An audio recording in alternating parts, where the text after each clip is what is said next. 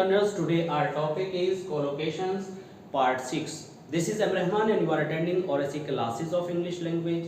आज के topic colocation में एक बार फिर रिवाइज करते हैं कि कोलोकेशन क्या होता है।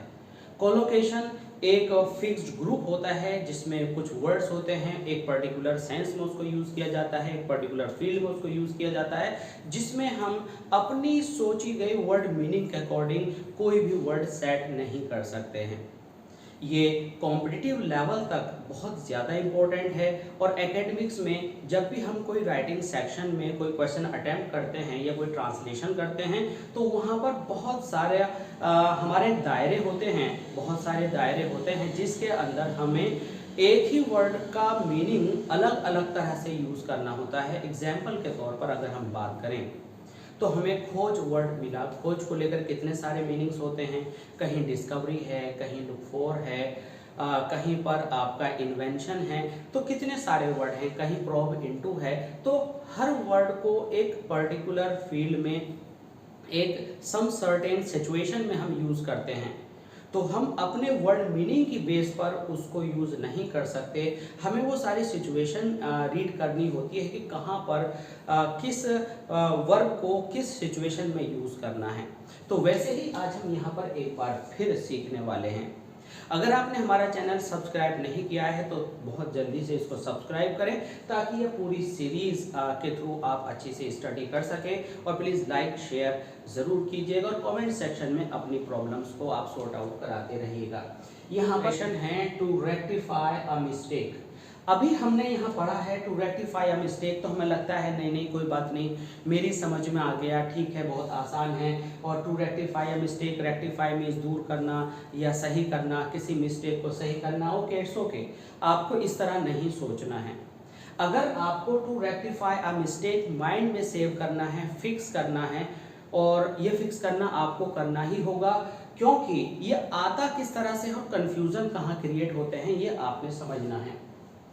अब ये जो है कॉम्पिटिटिव लेवल पर ये क्लोज टेस्ट के अंदर आता है। क्लोज टेस्ट मतलब आपको एक ब्लैंक दे दिया जाता है और किसी भी कमी को दूर करने के जितने भी वर्ड्स हैं, जैसे कि दूर करना रिमूव होता है, कीप होता है, रेक्टिफाई होता है, रिमूव होता है, ठीक है, मेक डिस्टेंस, एक से ज़्यादा वर्ड्स में आप किसी भी बात को कहते हैं तो which one will be suitable in that certain scenario और सिचुएशन, तो आपको रेक्टिफाई ही छांटना है, ये बहुत समझना है। तो टू रेक्टिफाई अ मिस्टेक, इसका मतलब हुआ अगर हमने कोई कमी की है, हमने कोई मिस्टेक की है, तो हम क्या करेंगे, मिस्टेक को दूर करने के लिए हम रेक्टिफाई वर्ड का ही यूज करेंगे और ये हार्ड एंड फास्ट रूल है। ओके, कई बार हम कहते हैं रिमूव योर मिस्टेक, कई बार हम कहते हैं फिनिश योर मिस्टेक, कई बार हम कहते हैं कीप योर मिस्टेक्स अवे। ये प्रॉपर नहीं है। हमें सुनने में ऐसा लगता है कि जैसे ये बिल्कुल प्रॉपर हैं, लेकिन ऐसा नहीं है। हमें ट्रांसलेशन के थ्रू नहीं चलना, एक फिक्स पैटर्न है जिसको हम कोलोकेशन के नाम से जानते हैं, को हमें मैक्सिमम लेवल पर लर्न करना है। अगर हम गलती करते हैं तो करने की इंग्लिश तो डू डिड डन होती है, तो फिर हमें कहना चाहिए you did a mistake, but it's wrong. Collocation कहती है you made a mistake, you make some mistake, you will make a mistake. The sense to say is कि मिस्टेक को करने में मेक वर्ड आता है, डू नहीं आता, परफॉर्म नहीं आता, या कोई और करने का वर्ड नहीं आएगा। तो इस तरह से दूर करने के सेंस में यहाँ रेक्टिफाई आएगा। ठीक है, कई बार हमने देखा कि जो एग्जामिन करते हैं आंसर शीट को, नोटबुक को, तो नीचे लिख देते हैं इम्प्रूव योर मिस्टेक। उन्हें लगता है कि उन्होंने एक बात सोची हुई है कि भाई मिस्टेक्स हैं उनको आप हटाइए और अपने आप को इम्प्रूव कीजिए। बट जो हमने 2 वर्ड्स का एक फ्रेज लिखा, इम्प्रूव 3 वर्ड का योर मिस्टेक, तो यहाँ पर कुछ और मीनिंग निकल रहा है। इसका मतलब है कि जो मिस्टेक्स हैं उन्हें इम्प्रूव करें, तो ये क्या हुआ, रॉन्ग हो गया। तो आप राइट वर्ड मिस्टेक को दूर करने में लिखेंगे रेक्टिफाई। तो ये जो हमने रेड कलर से यहाँ पर लिखा है, एक्चुअल में ये जो है ये आपका ग्रीन पार्ट में आना था, ठीक है, तो इसको हम यहाँ पर अंडरलाइन कर देते हैं। तो जो हमारा आज का टॉपिक है, हमने कुछ ऐसी वर्ब्स आपको दी हैं जो अपने अर्थ के साथ एक सर्टेन सिचुएशन में यूज होती हैं। तो यहाँ पर टू रेक्टिफाई अ मिस्टेक, तो मिस्टेक आपका ऑब्जेक्ट है और रेक्टिफाई आपका मेन वर्ब है। और आज हमने उन वर्ब्स की ही टीचिंग यहाँ पर इस लेक्चर में हम रखेंगे। ये आपका जो ऑब्जेक्ट है हमने सारे ग्रीन कलर में दिया, इस मीन्स कि इस मिस्टेक के साथ रेक्टिफाई वर्ड आपको यूज करना है। इसके बाद हम पहुंचते हैं नेक्स्ट कोलोकेशन पर। ग्रज, ग्रज का मतलब होता है मन का मैल, जो भी आप मैलिस अपने मन के अंदर रखते हैं, जो दूसरों के लिए बुराई रखते हैं, उसे ग्रज कहते हैं। तो अब हम कहते हैं कि भाई इसने तो दिल में मैल पाल रखा है, कुछ हम अपने नेटिव स्टाइल में इस तरह से हिंदी उर्दू में बोलते हैं, इसके दिल में तो हमारे लिए मैल भरा हुआ है, इस तरह से कुछ बोलते हैं।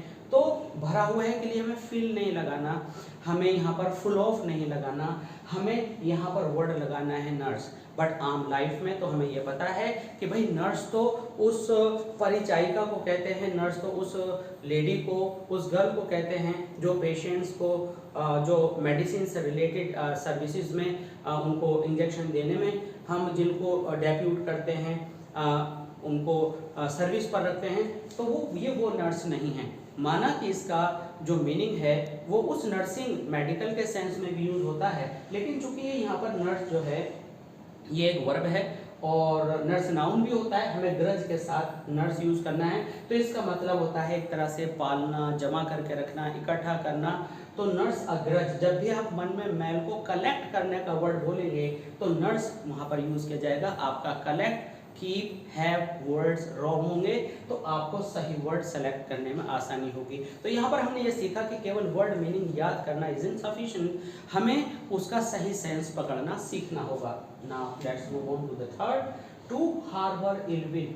अगर हम किसी के लिए, देखिए अभी हमने यहाँ ग्रज लिखा था, अगर ग्रज लिखेंगे तो आपको नर्स लिखना पड़ा होगा। अगर हम किसी के लिए बुरा सोचते हैं, एक तो ये हुआ कि हमारे दिल में किसी के लिए जेलसी, ईर्ष्या रहती है, तो हम ये यूज करेंगे ग्रज, नर्स। अगर मैं चाहता हूँ कि किसी का बुरा हो जाए, इसका वहां से नुकसान पहुंचाया जाए, तो ill will, will means desire, मेरी डिजायर दूसरे को नीचे गिराने की है और मेरा पर्पस है कि मैं उसे नीचे गिराऊं फ्यूचर में, तो इसे कहते हैं to harbour ill will. It means मैंने माइंड में, मन में कुछ ऐसा पाल रखा है, कुछ ऐसा रख रखा है कि दूसरे का अनिष्ट हो, अनर्थ हो जाए, दूसरे का नुकसान हो जाए, अगर हम उर्दू में बोलें तो। टू हार्बर, तो हार्बर हम क्या जानते हैं, हार्बर तो पोर्ट होता है, सी पोर्ट होता है। तो यहाँ पर हार्बर नाउन नहीं बल्कि you are using harbour as a verb. तो वर्ब हार्बर, हार्बर्ड, हार्बर्ड, तो इलविल के लिए आपने हार्बर यूज करना है। Next one is to pry into somebody's affair.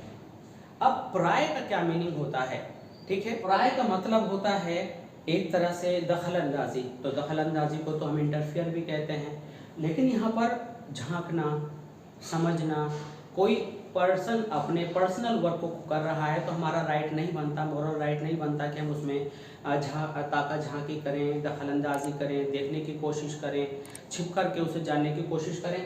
ये सारी कोशिशों को प्राय बोलते हैं। इसकी प्रोनाउंसिएशन प्री नहीं, प्राय है। तो प्राय इनटू समबडीज अफेयर और अफेयर्स, तो किसी के मामलात में घुसना, किसी के जो अपने पर्सनल वर्क हैं उसके अंदर आप ताका झांकी या उनको जानने की कोशिश करते हैं, उनको ओपन करने की कोशिश करते हैं, तो उसके लिए प्राय वर्ड यूज करते हैं, ना कि ओपन करते हैं, ना ही इंटरफियर करते हैं। टू मोलिफाई वंस एंगर, तो यहाँ पर जो मोलिफाई का मतलब है, मोलिफाई का मतलब होता है किसी को एंगर या ऐसी कोई भी फीलिंग जो इंटेंसिटी की तरफ जा रही है धीमे धीमे करके कम करना। तो यहाँ पर एंगर को मिनिमाइज अगर आप कहें, कम करने के सेंस में, लेस कहें या डिक्रीज कहें, तो वो वर्ड्स सूटेबल यहाँ पर नहीं होंगे। आपको एंगर को कम करने में मोलिफाई ही यूज करना होगा। मोलिफाई, मोलिफाइड, मोलिफाइड, यहाँ पर जो भी टू लगे हैं ये आपको फर्स्ट फॉर्म शो करने के लिए लगे हुए हैं।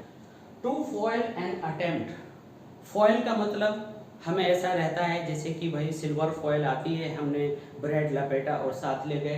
तो यहाँ पर फॉइल वही बात है कि एक वर्ड का मीनिंग हर जगह एक नहीं होता, एक सेम दिखने वाले वर्ड का मीनिंग कई जगह पर कई तरह से यूज किया जा सकता है। मोरोवर इसकी जो पार्ट्स ऑफ स्पीच है वह भी डिफरेंट हो सकती है, कहीं पर नाउन है, कहीं पर एडजेक्टिव है, कहीं पर वर्ब है। तो हम यहाँ जिक्र कर रहे हैं वर्ब का। To mollify an attempt, sorry, to foil an attempt. तो अटेम्प्ट का मतलब क्या है? अगर हम एग्ज़ाम दे रहे हैं और हम कोई नेगेटिव एक्टिविटी कर रहे हैं और एग्ज़ाम और जो इन्विजिलेटर है उसने हमें पकड़ लिया, तो उसने क्या किया, हमारे अटेम्प्ट को फॉइल कर दिया। इन द सेम वे अगर कोई क्राइम करने जा रहा है और पुलिस ने उसको धर दबोचा, उसके उस गलत एक्ट को रोक दिया, तो आप क्या कहेंगे, आप कहेंगे the cop foiled an attempt, foil his attempt, their attempts, जो भी हो। तो फॉइल का मतलब होता है किसी गलत काम को जाकर धर दबोचना। अब जैसे यहाँ पर धर दबोचना आया, हिंदी के न्यूज़पेपर्स का, उर्दू के न्यूज़पेपर्स का, ये एक वर्ड, एक फ्रेज होता है जो कि जर्नलिज्म में हम यूज़ करते हैं। तो फॉइल का मतलब होता है कि उसका जो प्रयास, उसका जो एफर्ट्स है उसको असफल कर देना। तो अटेम्प्ट, ये अटेम्प्ट वो नहीं है जो आप एग्जामिनेशन में पहला अटेम्प्ट देते हैं, दूसरा देते हैं, आपको 3 अटेम्प्ट्स जो थे आपके लिए अलाउड थे, तो ये वो अटेम्प्ट नहीं है। इस अटेम्प्ट का मतलब जानना बहुत ज़रूरी है। अब हमें ये कैसे पता चलेगा कि ये कौन सा अटेम्प्ट है, तो पहले आपको सारी डिटेल को गो थ्रू करना है, उसके बाद आप जान पाएंगे कि यहाँ पर अटेम्प्ट किस डायरेक्शन में बात कर रहा था, किस फील्ड में बात कर रहा था, फिर उसी से रिलेटेड आपको वर्ड पिक करना है। तो आप फॉइल यूज़ करेंगे किसी चीज़, नेगेटिव एक्टिविटी का पर्दाफाश करने और रोकने के सेंस में। इसके बाद आता है टू नैब द क्रिमिनल। नैब का मतलब, जैसे कि फॉइल का मतलब होता है धर दबोचना, बट निरस्त करने के सेंस में, और नैब का मतलब धर दबोचना, हम कहते हैं किसी को गिरफ्तार करने के सेंस में, कि मीन दबोच लिया, जाने नहीं दिया, भागने नहीं दिया, तो वहाँ पर कहते हैं आप नैब, नैब, नैब। तो the police nab the criminals, nab means गिरफ्तार कर लिया, वो भाग नहीं पाए।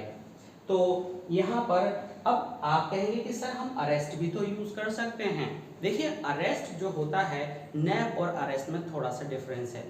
अरेस्ट लीगल पॉइंट्स के साथ जा कर के किसी को पकड़ करके जेल तक जाने की जो प्रक्रिया है वो अरेस्ट में जाती है। नैब कोई भाग रहा है, वहीं रोक लिया, भागते में उसके पेपर्स बाद में तैयार हुए, तो वो नैब होता है। तो ये सिचुएशन आपको देखनी है कि अरेस्ट और नैब। हालांकि जो अरेस्ट है, जो नैब है वो अरेस्ट है, लेकिन हर अरेस्ट नैब हो ये ज़रूरी नहीं है। तो नैब का मतलब होता है मौका हालात जो भी है उस पर वहीं के वहीं दबोच लेना, भागने ना देना। टू पैट स्टोन्स यानी पत्थर फेंकना। अब पत्थर फेंकना तो बहुत तरह की बातें हैं। अगर मान लीजिए कहीं पर कीचड़ है तो आपने वहाँ पर पत्थर फेंका और पत्थर अपनी जगह पहुँच गया, फिर आप स्टेप बाय स्टेप पैर रखते हुए कीचड़ से आगे निकल गए। ठीक है, अब यहाँ पर जो स्टोन्स हैं, एक पत्थर फेंका, आपने किसी चीज़ को नीचे गिराना था, किसी फल के ऊपर आपने टारगेट लेना था, तो वहाँ पर एक तरह से थ्रो हो सकता है। ठीक है, आपने एक पत्थर लिया, दूसरे को आपने कैच दिया, उसने उठाकर उसको दूर रख दिया, तो अब कहीं पर कैच है, कहीं थ्रो है। ठीक है, लेकिन ये पैट वर्ड कहाँ यूज़ होता है? ये पैटिंग ऑफ स्टोन्स वहाँ पर यूज़ होता है जहाँ पर उपद्रवी, जहाँ पर जो एजिटेटर्स हैं या जो दंगा फैलाने वाले लोग हैं, जब वो दूसरे को वायलेंट होकर के पत्थर मारते हैं, हर्ट करना चाहते हैं, एंग्री मॉब जो है पत्थर मारती है दूसरे पक्ष पर, तो उसे पैल्टिंग स्टोन्स कहते हैं। तो उस सेंस में यहाँ पर पैल्ट लगना है। जबकि स्टोन्स के साथ थ्रो भी आ सकता है, तो थ्रो वहाँ पर लिखना है जहाँ पर पत्थर को आपने हवा में एक जगह से दूसरी जगह दूसरे के हाथ में पहुँचाया। जबकि पैल्टिंग का मतलब है इलीगल तौर से वायलेंस में वायलेंट होकर पत्थर को फेंकना और उस पर दूसरे को चोट पहुंचाना, वो पैल्टिंग स्टोन्स के अंदर आता है। To pacify the angry mob. देखिए मॉब फिर दोबारा से आ गया, जैसे कि यहाँ पर मॉब है तो मॉब को लेकर भी बात हो सकती है। क्योंकि हमारा जो आज का टारगेट है वह है कोलोकेशंस, तो कोलोकेशंस में हमें एक से ज़्यादा बात करनी है, फिर भी हम मॉब के ऊपर बात करते हैं। मॉब एक अनरूली गैदरिंग ऑफ पीपल होता है जो किसी टारगेट को लेकर वायलेंस क्रिएट करने के लिए चलती है, उसे मॉब कहते हैं। जबकि क्राउड इस पर्पस के लिए नहीं होती है। ठीक है, तो मॉब, एंग्री मॉब, जैसे कि कहीं पर कोई कुछ ऐसा काम हो गया, कुछ ऐसा एक्सीडेंट और इंसिडेंट हो गया जहाँ पर जो लोग हैं वो नाराज़ हो गए उस पर, और वो अपना विरोध जताने के लिए, अपोजिशन जताने के लिए, गुस्सा जताने के लिए वहाँ पर पहुँचते हैं। अब वो चाहते हैं कि कुछ सर्टेन जो वो चाहते हैं वो सॉल्व किया जाए, तो वहाँ पर उनकी शांति के लिए जो भी उनको दिलासा दिया जाएगा, उनको कंसोल किया जाएगा, उनको समझाया जाएगा, तो उस सिचुएशन को शांतिमय बनाने के लिए, उसको वहाँ पर सुकून कायम करने के लिए जो एक्ट होगा वो होगा पैसिफाई, टू पैसिफाई। इसी से पैसिफिज्म बना है, यानी शांति क्रिएट करने वाला एक्शन, तो वहाँ पर पैसिफाई होगा। ठीक है, वहाँ पर अशांति से रिलेटेड कोई दूसरा वर्ड यूज नहीं होगा। तो पैसिफाई का मतलब होता है अगर गुस्सा बढ़ा हुआ है तो उसको नीचे लाना, अगर कहीं पर मामला बहुत ख़राब हो गए हैं तो उसको नॉर्मलाइज करना, दंगा हो गया है तो उसको संभालना। ठीक है, तो ऐसी सिचुएशन में पैसिफाई कहते हैं, यानी जो सिचुएशन बिगड़ गई है और स्पेशली एंगर के सेंस में है तो एंगर पैसिफाई होता है। ठीक है, और ऐसे ही पीस और दूसरे वर्ड्स हैं, वो आगे हम जब उनसे रिलेटेड कोलोकेशन आएंगे तो बात करेंगे। यहाँ पर है वंस टीथ और वर्ड दे रखा है टू नैश, तो ये नैश इसका प्रोनाउंसिएशन है, एन से पहले अगर जी आया है तो जी नहीं बोलेगा, जी का साउंड नहीं बोला जाएगा और हम एन से इसको प्रोनाउंस करेंगे नैश, वंस टीथ। तो आपने दांत पीसना, दांत पीसने का मतलब, आप पीसने के तो बहुत सारे मीनिंग्स हैं, ग्राइंड मीन्स पीसना, ठीक है, और दूसरे बहुत सारे मीनिंग्स हो सकते हैं। तो यहाँ पर जो है नैश का मतलब है जब आप गुस्से में बोलते हैं, दांतों का आपका जो एक्सप्रेशन है बहुत एंगर वाला होता है और लिप्स आपके डाउनवर्ड और अपवर्ड होते हैं, तो वो नैश कहलाता है। तो दांत पीसने का यहाँ पर मतलब हुआ टू बी एंग्री। ओके, तो जब हम एंगर के सेंस में बात करें तो हम नैश का यूज करेंगे। तो gnash, gnash, gnash one's teeth, तो नैश वंस टीथ का मतलब हुआ कि दांत पीसना या गुस्सा करना। ओके, इसको आप खींचना भी कई बार कह देते हैं। अब आते हैं, ये हमारे पास कुछ और कोलोकेशंस यहाँ अवेलेबल हैं, इनको आप समझते हैं। To stage a demonstration.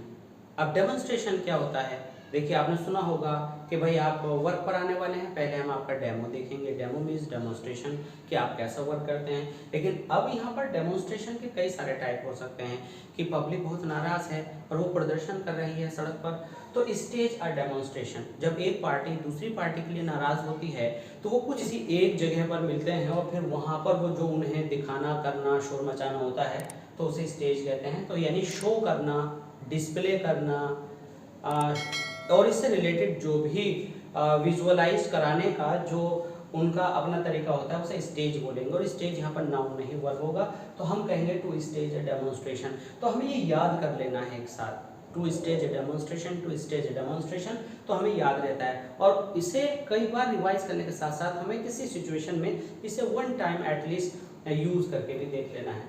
इसके बाद आते हैं, आपने सुना होगा हिंदी में आमरण अनशन, यानी बिना खाना खाए हम बैठते हैं जब हम किसी स्ट्राइक पर होते हैं या हंगर स्ट्राइक पर होते हैं, आप जानते होंगे। तो मरने तक ना खाना और अपनी बात मनवाने के लिए बैठे रहना, तो आमरण अनशन। अब अनशन क्या होता है, मरण क्या होता है, आ क्या होता है? तो उर्दू में हम कहें तो जब हम एहतजाज करने के लिए बैठते हैं, ओपोजिशन में बैठते हैं, किसी चीज़ का अख्तिलाफ करते हैं, तो ये यूज़ होता है। तो to fast unto death, unto में ये जो दोनों प्रीपोजिशन का पार्ट है ये मैच होंगे, डेथ यानी डेथ आने तक। तो यहाँ पर अगर ब्लैंक कर दिया जाए अनटू में तो ना कि अप टू आएगा, ना टिल आएगा, ना बाय आएगा, जैसे कि सेम मीनिंग में तक की इंग्लिश आप जानते हैं कि जितने वर्ड्स हमने बोले हैं वो आते हैं, तो वहाँ पर अनटू चूज करना है। अगर यहाँ पर आपको फास्ट नहीं दिया और डेथ की बात है तो फास्ट से रिलेटेड हंगरी या ऐसे कुछ आपको वर्ड यूज नहीं करने हैं। तो to fast and to death ये इंटर रिलेटेड है, एक दूसरे से रिलेटेड है, इसलिए सारे वर्ड्स को हमने एक साथ यूज किया है। लेकिन ये टू वेरिएबल है, अगर इन्फिनेटिव पर ही आना है तो आप टू लगाएंगे और इन्फिनेटिव पर नहीं आना तो फास्ट की इंग्लिश आप first form, second form, third form में यूज करेंगे। Now the 13th is to court danger और डेथ। तो यहाँ इसकी हिंदी क्या निकलती है, ये आपके लिए नया हो सकता है। अगर हम कहते हैं कि देखिए अंदेशा होना या अनुमानतः या ऐसी उम्मीद हो है कि ऐसा ना हो जाए तो वो कोर्ट निकल कर आता है। जबकि आमतौर से हम जानते हैं कि कोर्ट क्या होता है, जुडिशरी से रिलेटेड वर्ड है, तो कोर्ट डेंजर, तो इसका मतलब होता है का अंदेशा होना। अगर हम कहते हैं कि अगर आप लिकर यूज कर रहे हैं, वाइन ले रहे हैं तो this may court danger to your health. It means health खराब होने का अंदेशा है, मर जाने का अंदेशा है, खतरा आने का अंदेशा है। If you tell a lie it will court danger. Okay, if you go beyond rules it will court danger. तो कोड का मतलब हो गया किसी चीज को नेगेटिवली आने की जो प्रोबेबिलिटी है, जो आने की आशंका है या आने की तरफ हमें ले जा रहा है, कॉन्सिक्वेंटली जो हमें मिलने वाला है, बट अभी हमने वो काम किया नहीं है, तो उस अंदेशा, उस अंदाजे को शो करने के लिए हम कोड वर्ड का यूज करते हैं। To sling mud at someone, ये हमने ग्रीन कलर में लिखा है, और टू स्लिंग जो कि एक वर्ब है, तो यहाँ पर स्लिंग का मतलब होता है उछालना। अब उछालना तो थ्रो भी होता है, ठीक है, बाउंस भी होता है, लेकिन कौन सा उछालना कहाँ काम आना है, इस तरह की वीडियोस हम बनाते रहते हैं।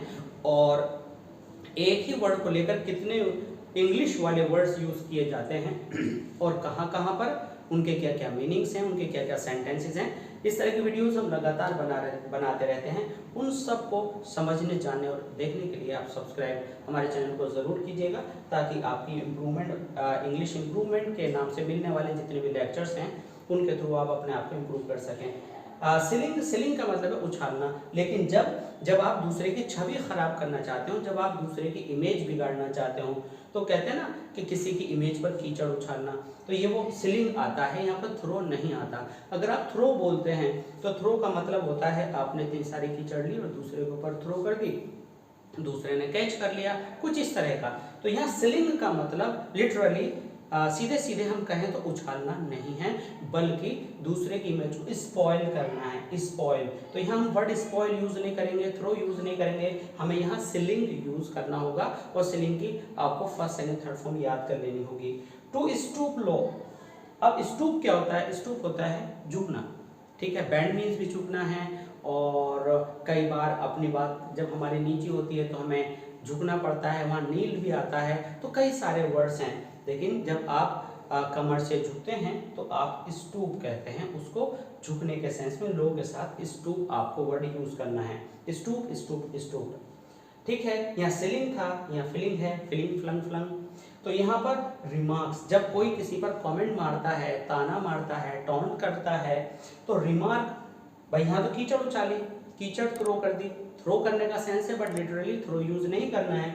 ऐसे रिमार्क थ्रो कर दिए, बट रिमार्क जाकर के वहां गिरे नहीं, अगर पत्थर जाकर के गिरा तो वो थ्रो के सेंस में आएगा, हालांकि फेंकने में हमने यहाँ पर पैड यूज किया था। तो यहाँ पर रिमार्क्स मारने में, बात मारने में, टोंट मारने में हम फिलिंग का यूज करते हैं। हालांकि फिलिंग जो होता है किसी भी चीज को, जैसे दरवाजा चौपट खोला तो फलंग ओपन द डोर, तो इस तरह के इसके यूज हैं। यानी फलंग मतलब मुंह फट होकर कुछ भी कह देना, ताना मारना, इस तरह से। To tarnish somebody's image, slinging में तो कीचड़ उछाल रहे हो, मतलब उसको आप नीचे गिराने की कोशिश कर रहे हो मॉरली। यहाँ पर टार्निश में क्या है, जैसे जंग लगता है ना आयरन पर, और वो जंग और रस्ट जो है उसको नीचे नीचे लाता रहता है, कमजोर करता रहता है। तो टार्निश में धीमे धीमे करके गलाना होता है किसी की इमेज को, यानी किसी के पीछे आप लग गए, या पॉलिटिकली कोई रीजन आ गया, आपस में हम दूसरे को धीमे धीमे करके उसको खराब कर रहे हैं, तो वो स्लोली जो आप प्रोसेस होता है आपका, स्लो प्रोसेस, उसको आप टार्निश करते हैं। यानी जैसे रस्ट लगा और जो आयरन शील्ड है या आपकी जो थ्रेशोल्ड है वो धीमे धीमे करके कमजोर होती गई, तो वो टार्निश होगी। तो टार्निश स्लोली, एंड जो आपका था यहाँ पर स्लिंग मड एट समवन, तो वहाँ पर है किसी की बुराई करना, किसी की इमेज पर 1 टाइम 2 टाइम्स जो है कुछ खराबी पैदा करना।